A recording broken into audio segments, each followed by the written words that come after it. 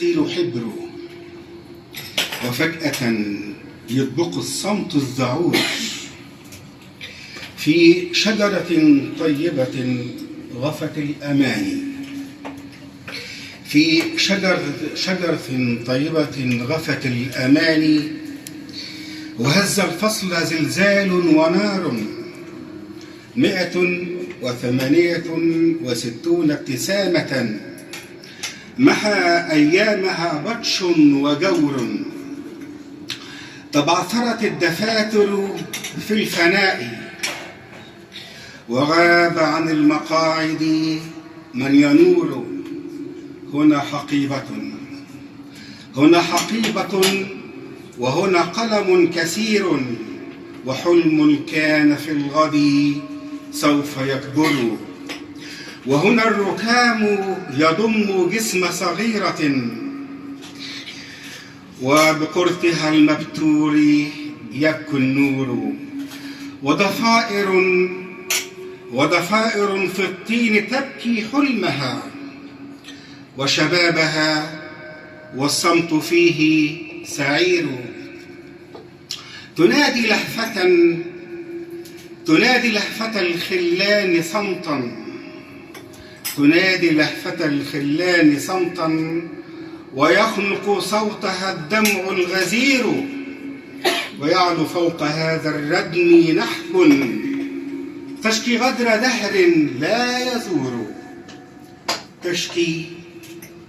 تشكي كبر أرواح تعادي، تشكي كبر أرواح تعادي، وصار الأنا به العالم يمور. تنادي الآن كل فتى شريف ليكسر ما بني الباغي الجثور. تنادي الآن كل فتى شريف ليكسر ما بنى الباغي الجثور. دعاء مناب للأحرار يسري، أزيح الكبر كي لا يستداروا.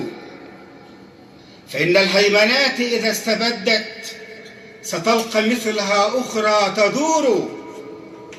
فليس الجرح أياما تعد، ولا شهرا يحاصره الحضار. 47 من الأعوام ثقلت، 47 من الأعوام ثقلت، وبين الجار والأعمام نار. ألا شبعت غريزة كل قتل؟ ألا شبعت غريزة كل قتل؟ أم التجويع يدفئه الدمار؟ مناب صارت جرحا لا ينام، ولعنة لن تمحوها العصور. تحيا مصر، تحيا إيران. شكرا جزيلا أستاذ